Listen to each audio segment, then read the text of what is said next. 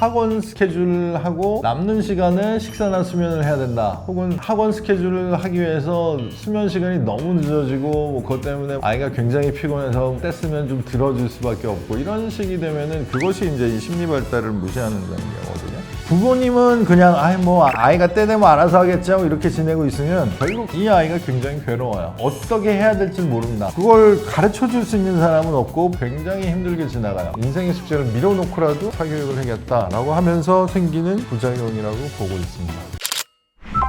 안녕하세요. 소아정신과 전문의 류한욱입니다. 반갑습니다. 드라마에도 뭐 글로벌하게 다 퍼져나가서 국제 학회에 나가도 다른 나라 소아정신과 의사들도 다 알 정도로 매우 유명한데 뭐 어느 정도까지 교육이 이루어지는 게 아이들한테 도움이 될 거냐, 이 문제에 대한 질문은 한 10여 년 동안 아이의 성장 발달이 어떻게 이루어지느냐, 부모 자녀 관계를 중심으로 어떻게 이해해야 되느냐 라는 거를 설명드리는 그림이 있습니다. 이 그림을 어느 정도 이해를 하신 다음에 제 설명을 들으시면 이해가 훨씬 쉬우실 거예요. 완전히 깐난애기일 때는 나하고 외부하고 구별이 없죠. 내가 배고플 때 울면은 먹을 걸 주고, 그때는 엄마가 주나 모르는 사람이 주나 별 차이가 없는 그런 시점이 있죠. 그러다가 돌 무렵에 가까워지면 대상이 생깁니다. 엄마를 알아보는 거죠. 요 관계를 애착이라고 하는데, 애착이라는 건 1대1 관계입니다. 그래서 요 단계에서는 모든 관계가 다 나하고만 이루어집니다. 그래서 요 시기에는 한 사람만 있으면 양육하는데 적어도 표면적으로는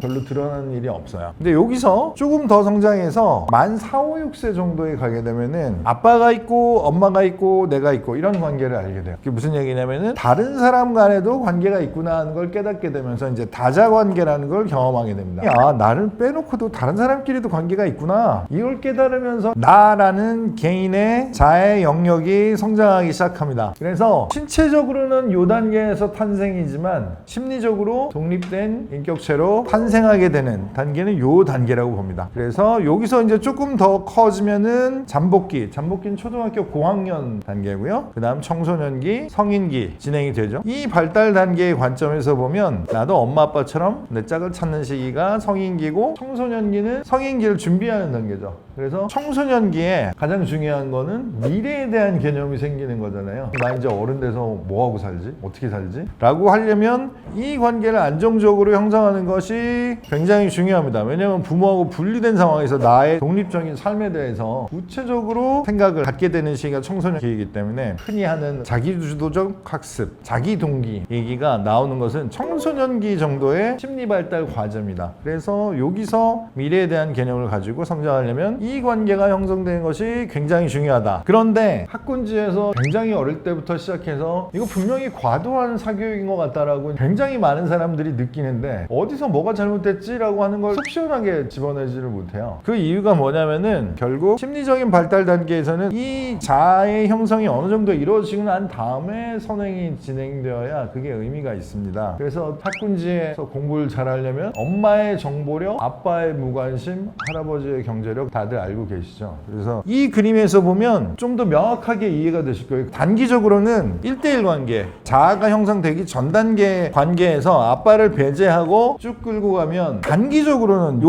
무렵 어느 정도에서는 뭔가 다른 아이들보다 빨리 진도가 나가는 것 같은 착시 현상을 경험을 하게 됩니다. 요 정도 수준에서는 어찌 보면은 아빠를 아예 배제해버리고 여기서 이쪽으로 넘어가는 것이 지름길처럼 느껴질 수 있어요. 그렇지만 결국 청소년기에서 얼마나 자발성을 갖느냐, 나의 미래에 대한 개념을 가지고 이 학생이 교육 과정을 이수해 나가느냐 하는 것은 굉장히 큰 차이입니다. 청소년기에 자발적으로 뭔가를 해야 되지 않냐, 그 말씀을 다들 하시죠. 근데 그 말이 맞다는 거는 누구나 알고 있는데 어떤 괴리가 있냐면 이 아동기에서 청소년기 갈 때까지는 자아 발달을 안 해야 이 과정을 따라갈 수 있다, 이렇게 해서 청소년이 되고 나면은 그래도 자발성이 있어야지, 이게 이제 모순이거든요. 이 과정에서 그러니까 심리 발달의 단계와 학습적으로 요구받는 이 발달 단계가 갭이 너무 커지면은 여러 가지 이제 부작용이 나타나게 되는데요. 엄마의 정보력이라는 건 결국 얼마나 이 스케줄을 표면적으로 봤을 때 효율적으로 혹은 능력 있는 학원 선생님을 찾아낼 수 있는 이런 정보력으로 아주 빽빽한 스케줄을 짤 수 있는 엄마의 능력과 아빠의 무관심, 다자관계에서 자아가 형성되면 엄마 마음대로 끌고 가지 않는, 이걸 무시해버리고 엄마가 끌고 가서 여기까지 꼬린시키세요, 이렇게 되니까 여러 가지 문제들이 생기는데, 이해하기 쉽게 비유적으로 설명드리자면 학교에 운동부 있었던 거 기억하시죠? 그 친구들은 학교 수업을 안 들어와도 아무도 선생님들이 터치를 안 하잖아요. 운동선수들 공부시켜야 된다는 게 어떤 의미예요? 그러니까 운동을 하다가 중간에 그만두게 되면 삶 전체가 흔들리게 되는 그런 경우들이 너무 많아지니까 학생 체육을 하는 선수들도 학교 수업을 꼭 의무적으로 들어라, 뭐 이런 제도가 나오게 되는데, 대치동 내지는 학군지대에 사교육이 이루어지는 현황들을 이렇게 보다 보면은 예전에 그 운동선수들 생각이 납니다. 그러니까 프로페셔널한 운동선수가 되는 그거를 대입이라고 본다면, 이 대입을 하기 위해서 인생의 과제들을 그냥 면제시켜 버리는 거예요. 그렇게 해서 대입의 성공은 할 수도 있고 못 할 수도 있고, 더군다나 학교를 제대로 못 다니게 되는 이런 경우들이 있는데, 아주 타이트한 사교육 스케줄을 따라가다 보면 인생의 숙제를 외면하고 이 사교육의 트랙만 따라가다가 한번 삐끗하게 되면은 삶 전체가 굉장히 혼란스러워집니다. 저는 이제 집으로 가출한 아이들이라고 이렇게 표현하는데, 학교 생활이 굉장히 힘들어지든 가족과의 관계가 굉장히 악화되어서 인생 전체가 힘들어지고 하는 이런 일들을 보게 되는데, 사교육을 하더라도 인생의 심리 발달 단계를 무시하고 가게 되면 그 결과가 이제 좋기가 어렵죠.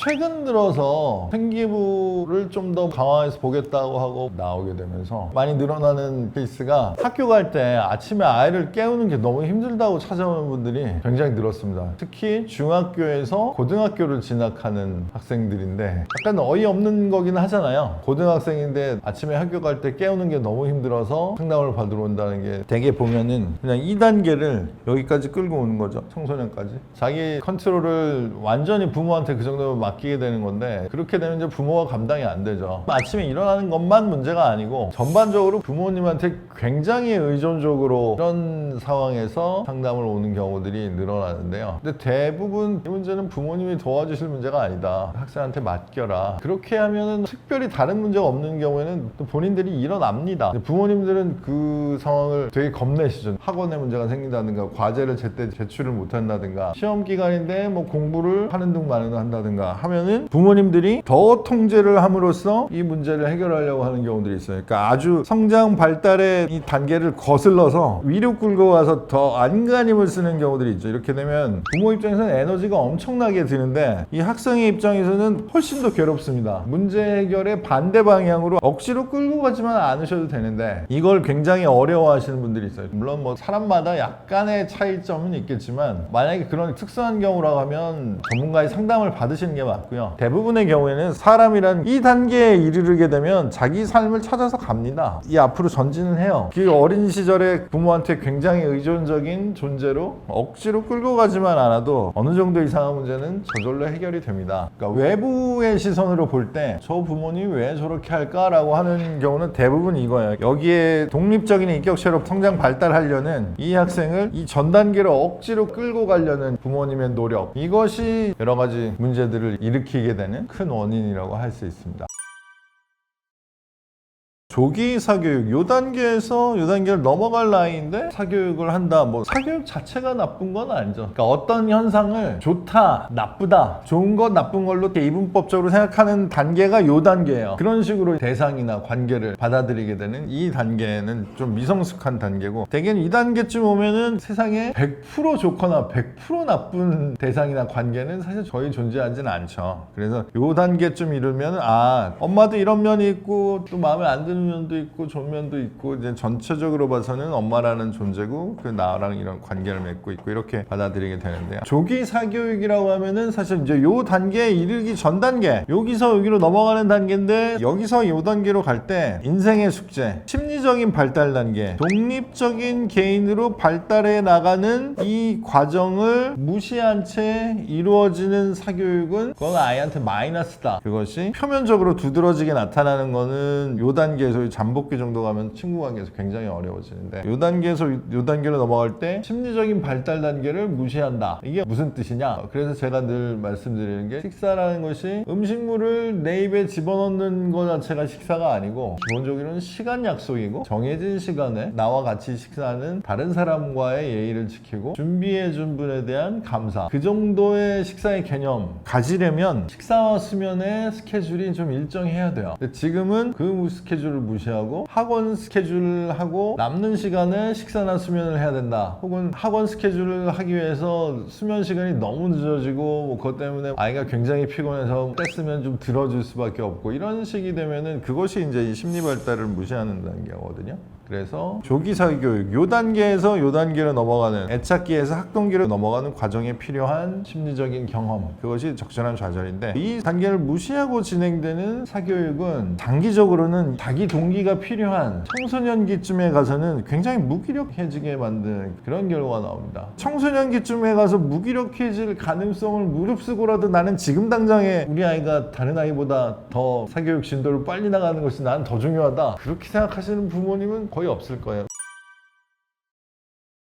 이해하기 쉽게 설명드리자면 초등학교에서 고등학교까지만 해도 12년이잖아요. 장거리 마라톤인데 출발하자마자 전력 질주를 시키겠다, 조금이라도 더 빨리 골인 시키겠다 라고 하면은 사실 중간에 지치겠죠. 그 상황에서 더 푸시를 하게 되면은 이 관계에서 발전하기가 어렵습니다. 그럼 엄마가 공부를 하는 건지 학생이 공부를 하는 건지 알기가 어려운 그런 상황이 되는데, 그것은 이제 장기적으로 봤을 때 손해라고 해야 될까요? 인격적 발달에서의 굉장히 어려움을 더해주는 것이 될 거고, 심리 발달 단계를 무시하면서 시행한 사교육은 대입에서도 마이너스입니다. 그거 안 하니만 못해요. 보면은 대부분 그 얘기를 하세요. 청소년기인데 자기 동기가 있어야 되는 거 아니냐. 그 말씀이 결국 이겁니다. 심리적인 발달 단계에서 본다면. 그래서 대입이라는 긴 여정을 생각해 본다면 심리적인 발달 단계를 여기로 넘어가게 해주는 거, 이것이 이제 부모님이 뭔가 아이를 위해서 해주시겠다면은 가장 중요한 단계라고 하겠습니다. 그리고 이제 사교육과 심리 발달 단계에서 본다면 이렇게 설명드릴 수 있을 것이고, 학교에 적응하는 문제에서 이걸 본다고 하면은 그런 말씀하시는 부모님들이 상당히 계세요. 예전에는 잠자리 없으니 언제 하고 이런 생각 없이 그냥 살아도 잘 살았는데 뭐 그렇게까지 해야 되냐, 이런 식으로 얘기하시는 분들이 계시는데 그 개념은 아셔야 돼요. 그러니까 지금 부모님 세대보다 약간 윗세대에서는 이 개념이 거의 없었습니다. 개인의 개념이. 예전에는 학교에서 뭐 단체 기합도 주고 그랬잖아요. 지금은 그렇게 하면 큰일 나죠. 큰 뉴스가 될 겁니다. 왜냐하면 내가 뭐 잘못한 게 없는데 왜 내가 벌을 받아야 되냐. 이 중간에 어디쯤에서 학교를 보내면은 교사가 이제 사회화를 어느 정도 시켜주셨죠. 학교에서는 선생님 말씀을 잘 들어야 돼. 근데 이제 그게 막혔어요. 이제 교사가 우리 아이한테 뭐라고 하면은 소송하고 이렇게 하잖아요. 교사도 이 아이의 사회화, 심리적인 성장 발달에 관여를 할 수가 없고, 부모님은 그냥 아이가 때 되면 알아서 하겠지 하고 이렇게 지내고 있으면 결국 이 아이가 굉장히 괴로워요.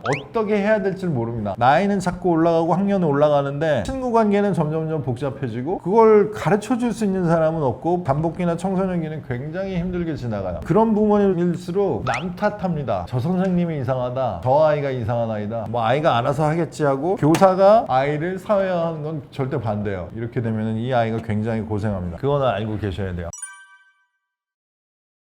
대치동에 소아정신과가 특히 많은데요. 제일 많은 병명은 ADHD와 소아청소년 우울증, 두 가지가 제일 많다고 보시면 될 겁니다. 이거 학업 스트레스냐, 공부를 많이 시키면 우울증이 생기냐, ADHD가 생기느냐, 사실 그렇게 아주 직접적으로 생각하기는 어려운데 왜 그러면은 대치동에 그게 더 많을까? 이 그림을 보시면 이해하실 거예요. 학업이 이 심리 발달보다 우선순위가 되면 인생의 숙제보다 학원 숙제가 우선순위가 너무 앞서면은 탈이 난다. 이렇게 생각하시면 틀림이 없을 겁니다. 그러다 보니까 이제 사교육 스케줄이 빡빡한 대치동 혹은 학군지 여기의 시스템에서 교육을 받는 친구들이 아무래도 스트레스를 이제 더 받게 되는 그런 상황이라고 보시면 되겠습니다. 교육열이라는 것을 이제 어떻게 해석할 거냐라고 하는데, 한 2010년 정도 무렵만 해도 주로 이제 관심사가 청소년기에 많이 집중이 됐었습니다. 흔히 말하는 중2병이란 말이 쓰이게 된 것도 그 무렵쯤인데요. 이렇게 쭉 끌고 가다 보니까 청소년기쯤 돼서 이제 부모가 감당할 수 수 없는, 부모가 컨트롤하기 어려운 상황이 되고 그런 경우가 많았는데, 최근에 특히 코로나 이후에는 이 나이가 굉장히 어려졌어요. 초등학교 고학년으로 많이 넘어왔습니다. 근데 그것이 저는 아까 말씀드린 조기 사교육, 심리적인 탄생하기 전에 요 전 단계에서 이루어지는 사교육이 어느 정도 선을 넘어가지 않았나. 그것이 유아기에서 아동기로 학동기로 넘어가는 이 과정을 크게 저해야 하는 수준으로 많이 넘어간 부분이 있기 때문에 수면 위로 떠오르는 그 나이가 초등학교 고학년으로 내려왔다, 이렇게 봅니다. 그러니까 수면 위로 떠올랐다는 것이 이제 학교를 가기 힘들어한다든가, 제가 책에서 말씀드린 집으로 가출한 아이들, 사고를 치거나 가정 환경이 막 혼란스러워서 아이가 뭐 자기 행동을 컨트롤 못하고 사건 사고에 휘말리거나 하는 그런 아이가 아니고, 어디서든 볼 수 있는 모범생에 가까운 친구들, 표면적으로 보면 학교를 안 다닐 이유가 없는데 학교를 못 가요. 그 연령이 이렇게 낮아지게 된 이유는 이 단계로 넘어가는 과정에 지금 사교육이 방해를 하고 있다, 그렇게 봅니다. 그 외의 원인은 좀 생각하기가 좀 어렵죠. 특별히 부모님이 잘못되라고 엉뚱한 걸 해서 아이가 잘못됐다고 보기는 어렵잖아요. 부모님 입장에서는 아이를 위해서 해주신 거였는데 그걸 하려고 하다 보니까 사교육 프로그램도 다 일리가 있고 이론적 베이스가 있고 다 좋은 건데, 이걸 다 하려고 하다 보니까 인생의 숙제를 밀어놓고라도 이걸 해야 되겠다, 사교육을 해야겠다 라고 하면서 생기는 부작용이라고 보고 있습니다.